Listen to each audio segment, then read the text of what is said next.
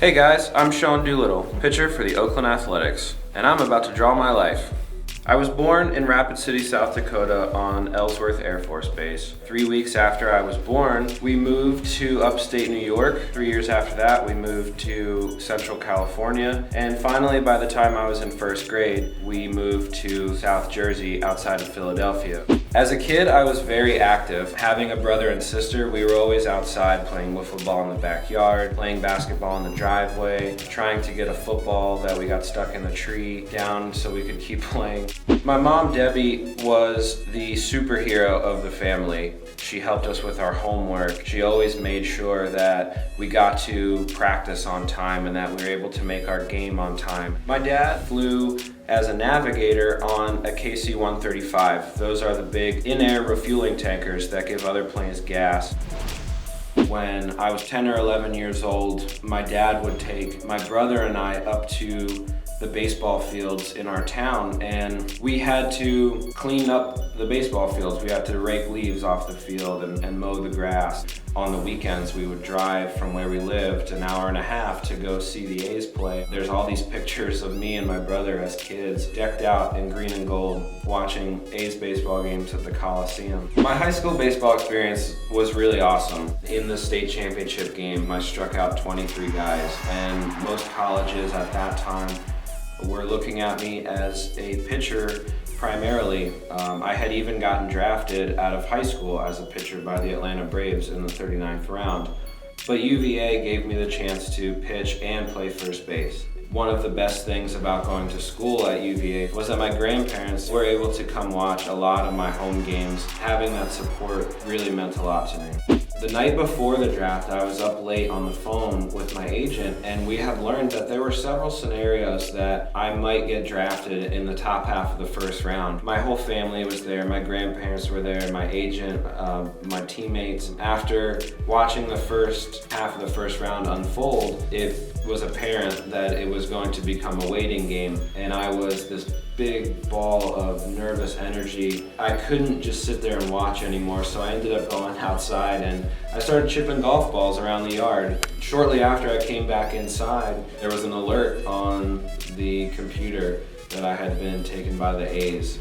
When I went into the office to sign and I met Billy Beane for the very first time, he joked about how I came with an insurance plan. If hitting didn't work out for whatever reason, I had a backup plan in place because I had pitched in college. At the time, something that seemed like a joke ended up turning into almost something a lot more prophetic. By 2009, I was already in AAA as the starting right fielder.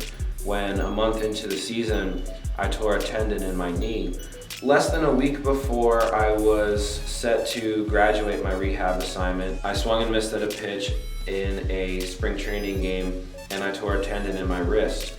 It was tough because I was in a cast from my knuckles up past my elbow, and I couldn't move my arm at all. And this was in the summer in Arizona, where temperatures can get to be over 110 degrees. So it was very uncomfortable and itchy and sweaty, and it smelled really bad.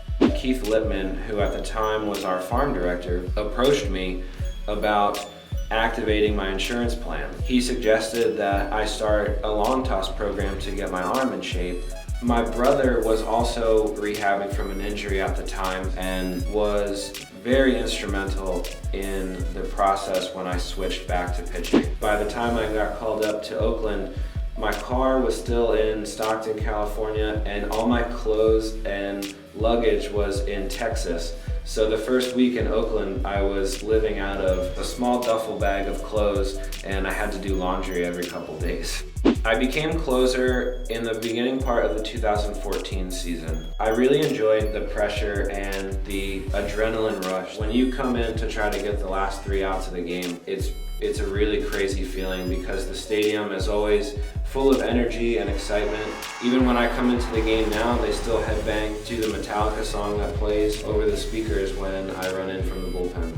I guess part of being a left-handed reliever is that you get to be a little quirky sometimes. I'm actually a big nerd. I really like Star Wars. Not only do I watch all the movies all the time, but I also play the video games and have a lot of Star Wars stuff that decorates my apartment. My fiance Erin didn't know a lot about Star Wars when we first started dating. We have gone to a couple of the premieres of the movies dressed as the characters. I dressed as Chewbacca and she dressed as Darth Vader for the premiere of The Force Awakens. It's always been important to Erin and myself that we give back to the community and get involved in some causes away from the field as well. A couple years ago, we hosted a Thanksgiving dinner for 21 refugee families in Chicago. We were very instrumental in supporting the Oakland A's first ever LGBT Pride Night. We also worked very closely with a couple of military charities because both Erin and I come from military families. I met Erin through social media. We had interacted on Twitter several times without ever knowing each other or ever having met. So when Erin had to come out to Arizona for work, we ended up getting together and went on a date to get frozen yogurt. 4 years after that first date to get frozen yogurt, I proposed to her and we got engaged in February right before spring training. I like to use social media to give fans and other people a chance to see who I am and what I'm like away from the field. You can follow me on Twitter at WhatWoulddDo.